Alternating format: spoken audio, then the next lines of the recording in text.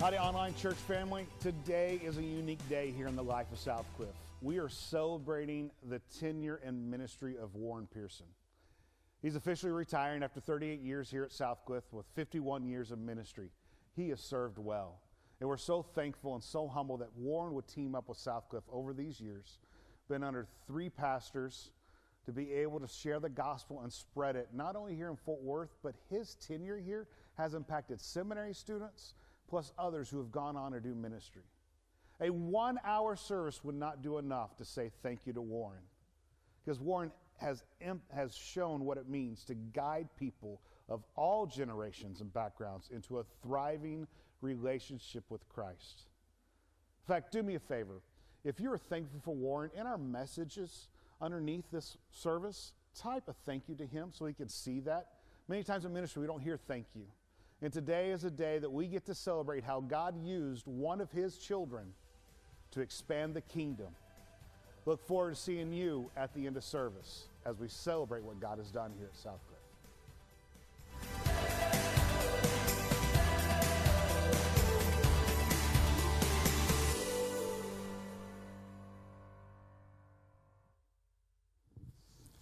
Well, I wanted to have this opportunity to meet with Warren before he gets out the door. You know, we're celebrating his 37th year, beginning his 37th year here as we come to this time of retirement. And before he left, I wanted to just sit down and just kind of look back over our shoulder and talk about some things. Wanted to do this especially for those of you that are a part of our online audience, because we're having a big celebration in one service. And so in our online audience, we want to recognize those of you that are so faithful to come at 9:30 every week and allow you to be a part of that. But I kind of have a feeling that what we talk about today might be beyond that group of people, as others can benefit from it too.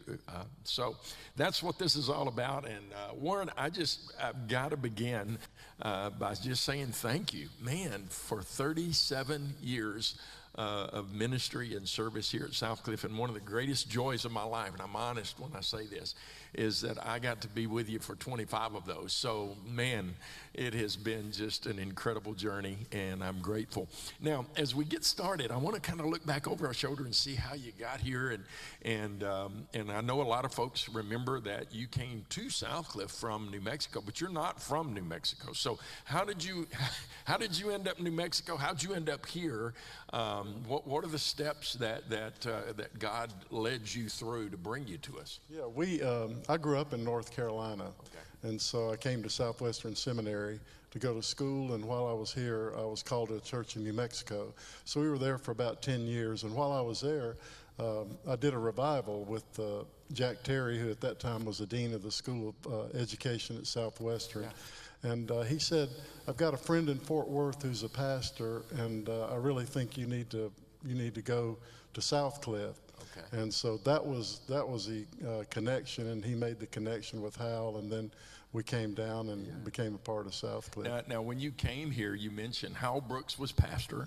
Mm-hmm. Now, that was really interesting, because as you came on board, I think Hal had cancer in the past. He was kind of in remission, but he ended up having a relapse of cancer. He died while he was pastor here. So how long was that, was he sick when you got here, or did that happen right after? When we arrived, he was in remission. He was 50 years old, and then really a great health other than his cancer that had gone into remission. We got here in February, and soon after that, it came back. Okay. And so for most of the time that we were here, he was going through treatment for cancer, and then he died the next Easter. Wow. So it wasn't long. Wasn't long, yeah. And boy, that was a unique time of leadership, being brand new to a place, but boy, a lot of responsibility falls on your shoulders during that time as well. Now, I know that one of the buildings that we have, the preschool building that we have right now, was built during the time that Hal was here as pastor. So you were here during the time that was being built. Right. When I came, for those of you who are familiar with the property, behind the office building, we had there were 3 houses the church owned. And where's the parking lot now? Right. Okay. And then another house, which was the Presbyterian parsonage. Methodist. Methodist, that's right, the Methodist church. And so they were there, and there was just another vacant spot out there where the Brooks building, they called it then, was built, the preschool building. Okay. And so that was all done now, with how it was here. Were you using so the church had bought the houses on the street behind us. Mm-hmm. Were you using those houses? We use those houses for Bible study, grow groups, youth classes. One was a counseling house. Okay. And so they all had multiple uses. Wow. It was full. That's amazing. So you've seen a lot of changes in the physical structure. I mean, this building itself was long time coming, right, in that process, and seeing that happen. But now, tell me a little bit about, as you reflect upon your time here, coming here, and some of the challenges and some of the joys of coming here. You've always been very strategic. And I guess does it connect to the sense of calling that you have, that God's called you to do a particular thing, and that's what you lead the church to do. But I know you've always been strategic. So talk to me a little bit about how you helped the church navigate through those early years with Hal and into that time of transition and beyond. Yeah. Well, the good thing about Southcliff is it's always been led by people in a congregation who believe the Bible. So they lean into God's word and to Him during that time. And there have always been gifted people here, lay people and pastors and staff who are a part of that. And then the power of worship through all of that was very unique. The time.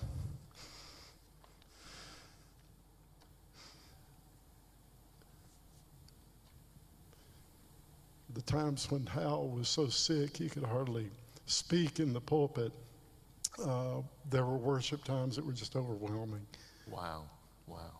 To just see the power of God through yeah. worship. The need that was displayed in the congregation, and the weakness in so many areas, and the unknown, and God just proved Himself and would remind us in worship and who He was.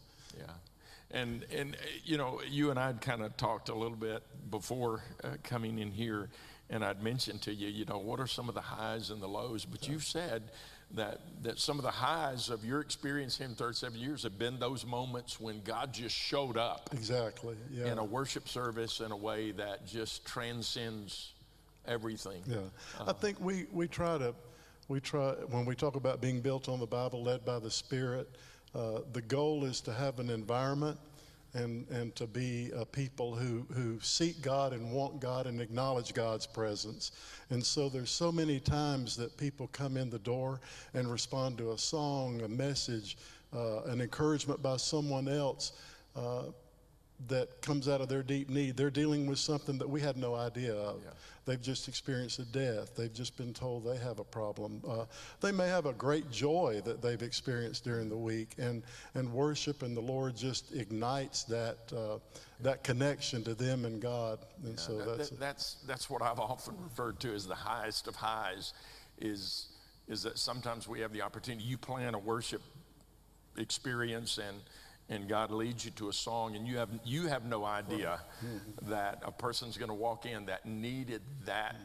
And it's kind of fun that God led you to bring that as a part of worship, and then He begins to work in the hearts of other people to bring them here to hear that, receive that, and be a part. Now, I also have to tell you this, though, because you've come to Southcliff at a challenging time in worship. In fact, those early days, there was kind of a shift that was occurring among churches in worship, from the hymns to songs and those kinds of things. We even refer to them sometimes as the worship wars. Man, you have navigated that well.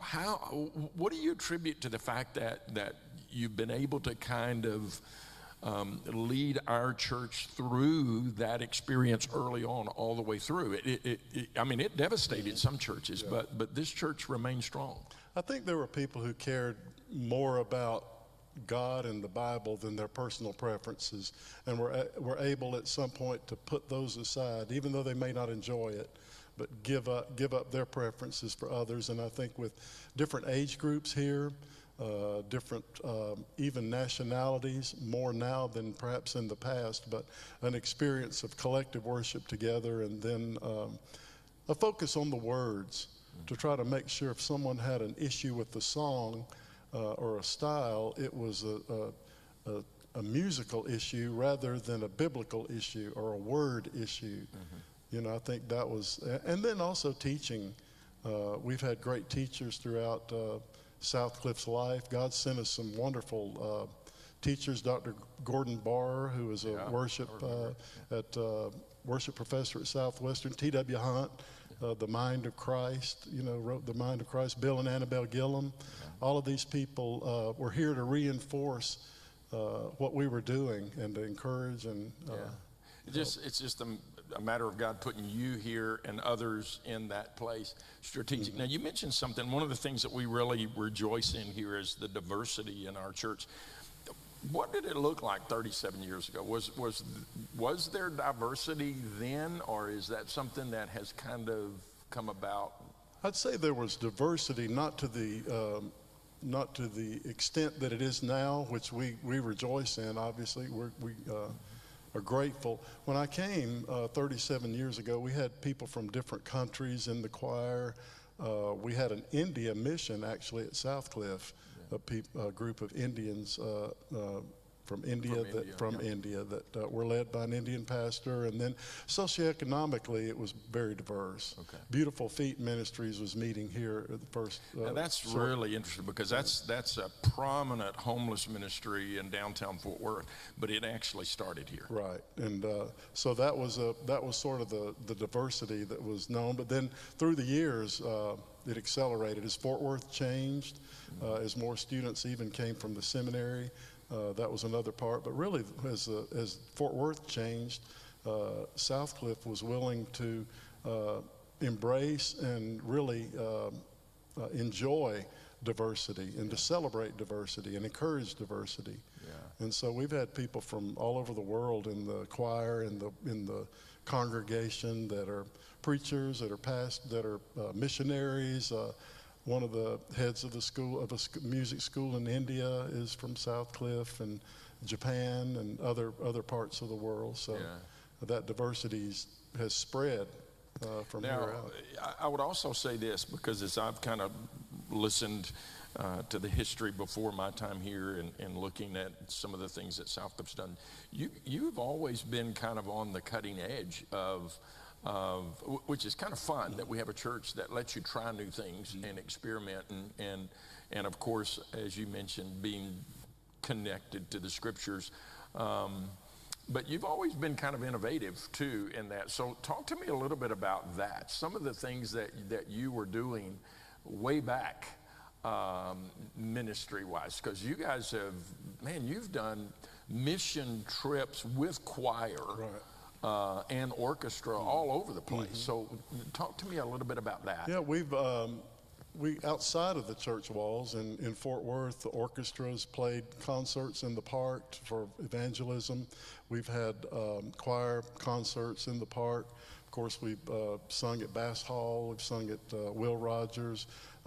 Outside of the country, one of the first trips I took when I was here was to Holland, and we took music groups over there and did services and youth nights and did a big evangelistic outreach. We did a barbecue and took sauces from the United States and bought out a butcher over there in Holland and set up barbecue pits and so people were drawn to that, and we did come try Texas barbecue. Yeah, and they we loved share it. the gospel with them. Yeah, they loved it. We sang, and then like you mentioned, other places, our share partners, Serbia, Taiwan. I remember vividly Hong Kong, one of the more recent trips, where we were able to sing down on the harbor, right on the harbor in Hong Kong, and pass out tracts and share our faith.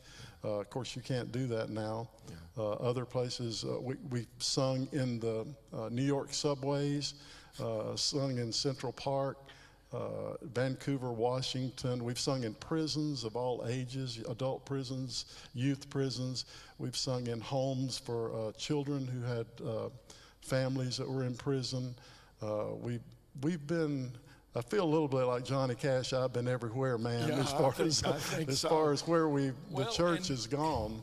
And when I look back, not only just choir and orchestra, but I mean, you had a senior adult choir for a long time, and you guys would sing in nursing homes, and I mean, all over the place. Right. So it's just incredible how the worship ministry has reached out beyond the walls of this church to make an impact in our city and in our world. Now, we got to talk about this because the singing Christmas tree has become a big thing around here. How did that start? Did that happen when you first came here?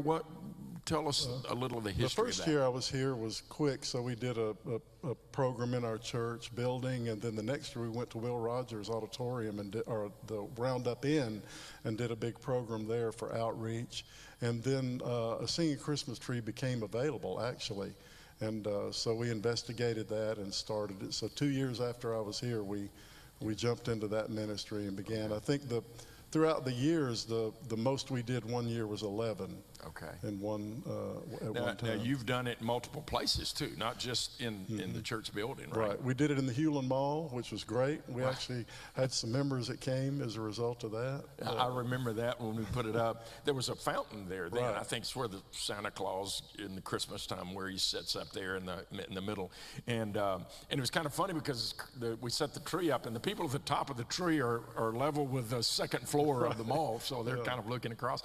But do you remember one of the local news people came? Right, yeah. So I remember that you had to get the choir there like 5 in the morning 5 in or the something. morning, yeah. So they got out and were ready singing. Wow, 5 in the morning to sing at the mall. But now you also did the singing Christmas tree at Will Rogers. Yeah, another year we were out, and then in the Sprung building. All right, now let's talk about that. Yeah.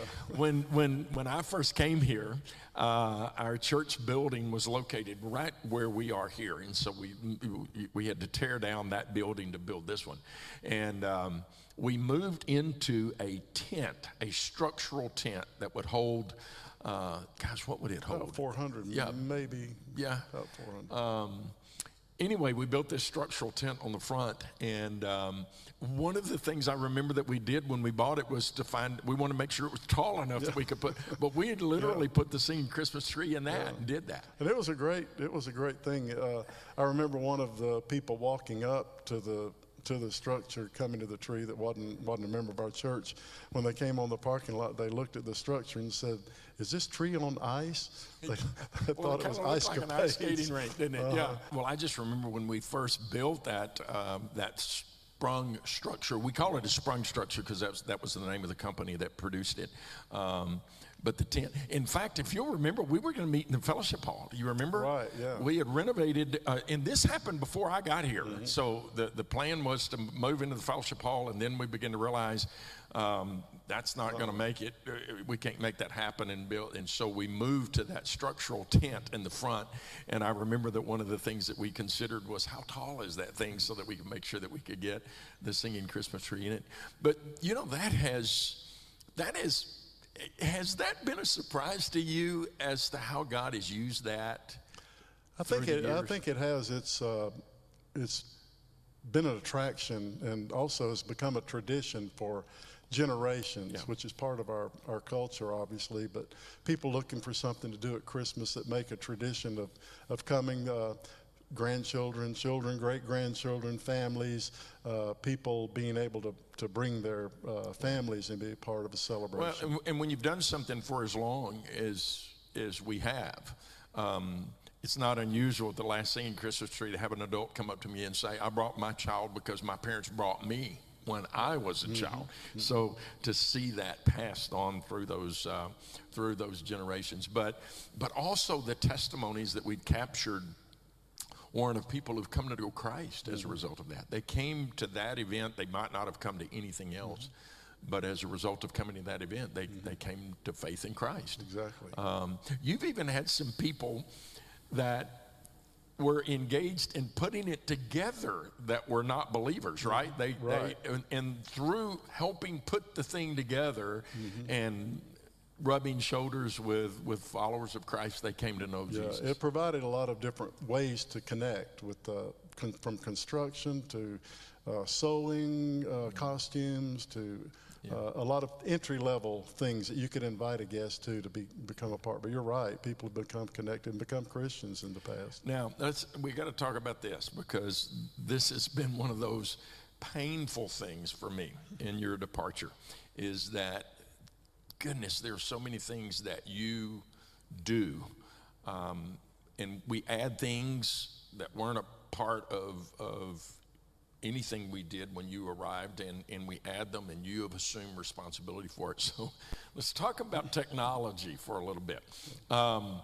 What was technology like when you first came here? Well, I wouldn't say it was turn the light switch on and go, but it was close to that. We had, there were general lights and a microphones, but you're right, that changed rapidly. We went from when we started doing songs that weren't in the hymnal, in addition to the hymns, we went to overhead projectors. Okay. Some people know what that is, some don't.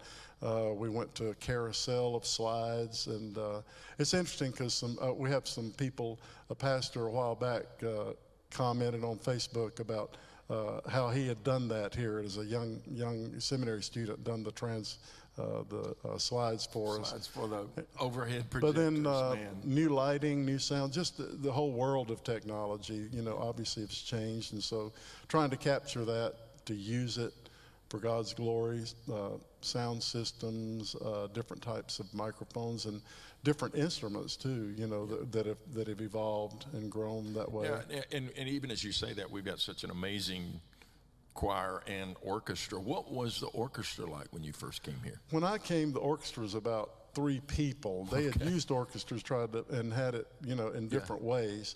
But we had some committed people, and they saw a vision, and so they helped recruit and build, and so we've had a great group of people through the years since then, consistently.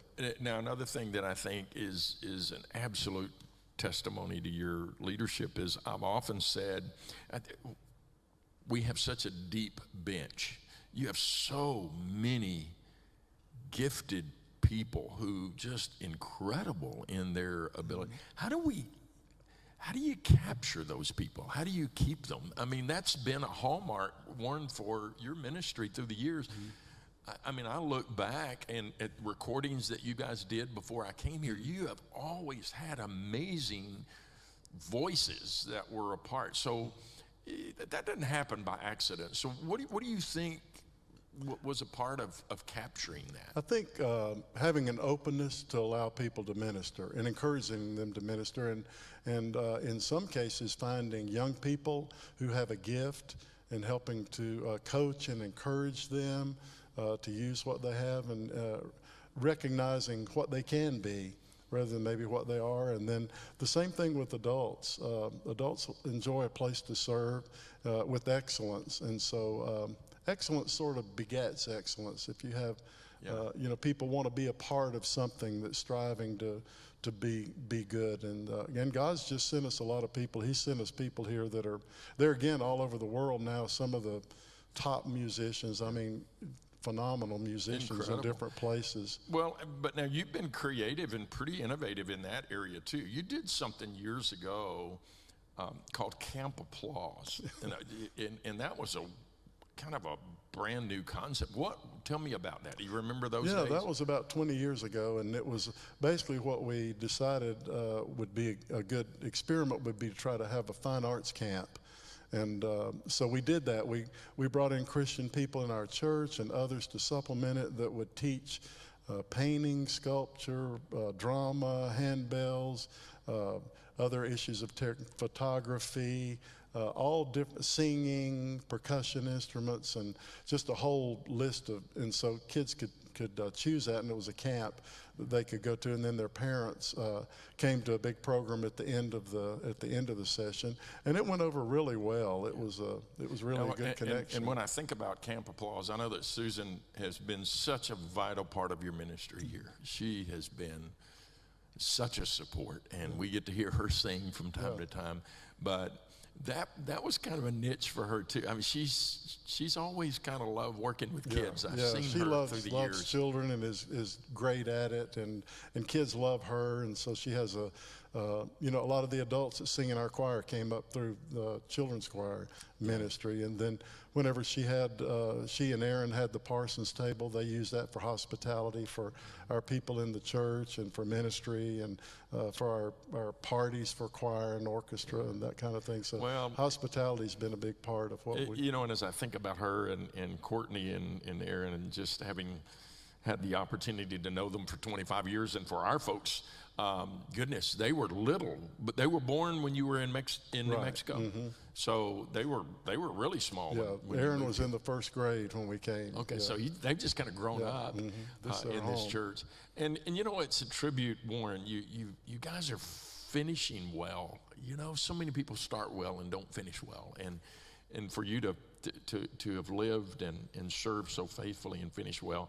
And one of the things I think is a good indicator of God's hand on us as parents, because we don't know what we're doing, you know, is that your kids enjoy hanging out with you after they're grown. Mm-hmm. And your kids do. Yeah. I watch them. They love you. They love Susan. They enjoy hanging out with you. And you've got grandkids. And man, that must have been, as we talk about highs and lows, this past Sunday, Easter Sunday, you had an opportunity to baptize 2 of your grandkids. Yeah. Great blessing. Yeah, man, what an incredible blessing that's been. One more thing with regard to that, when we're talking about Accountable Pause, we also have something here you started, WFAS.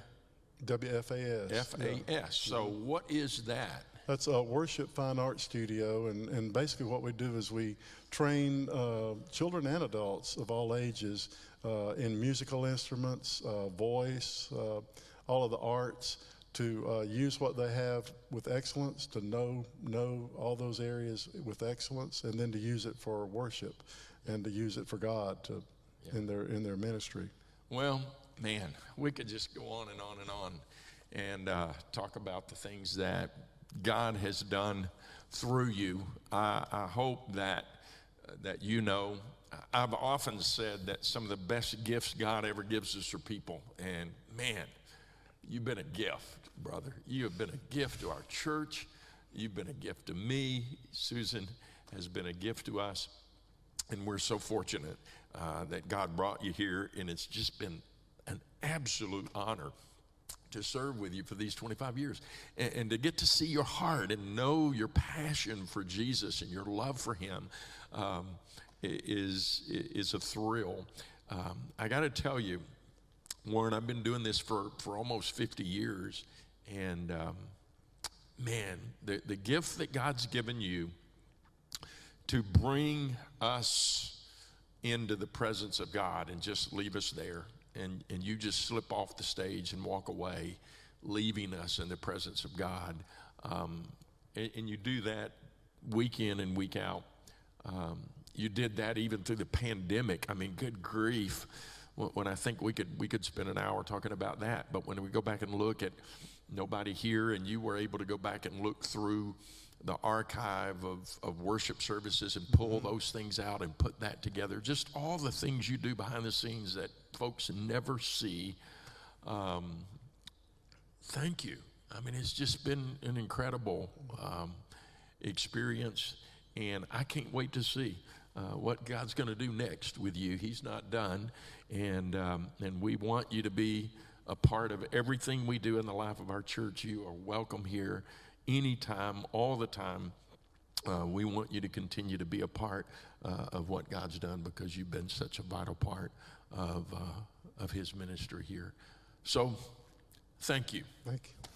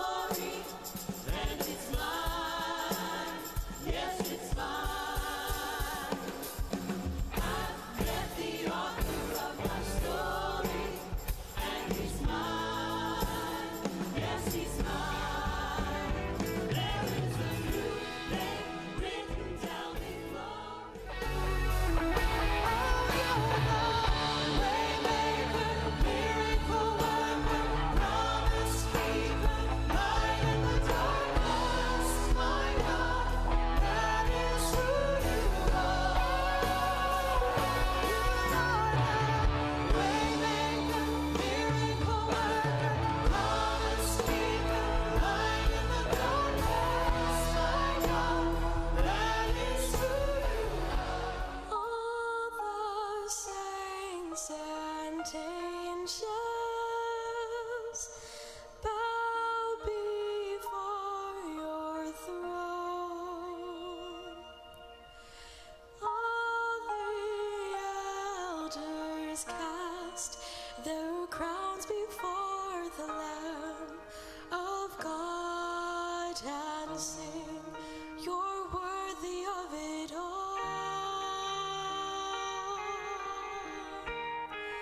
You're worthy of it all.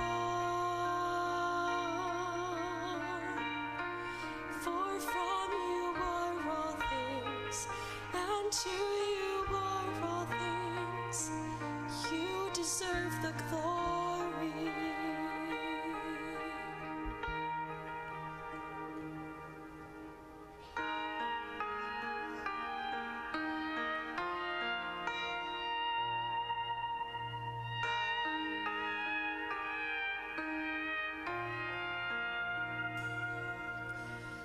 All the saints and angels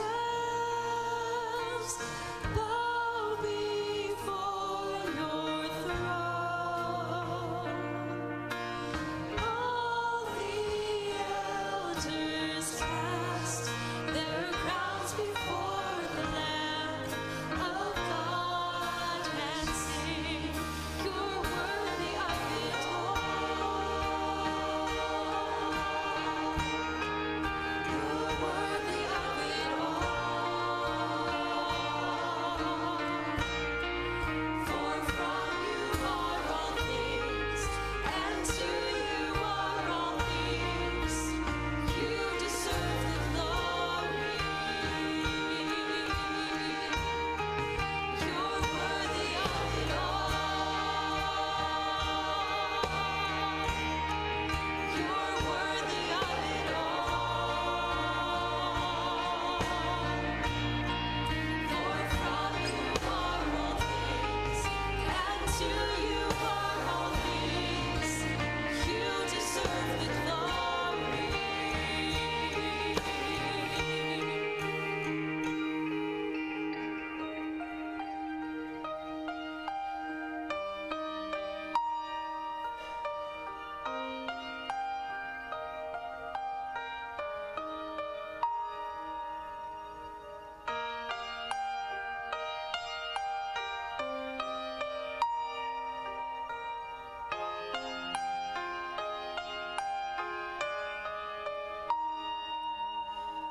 Day and night, night and day, that incense arise.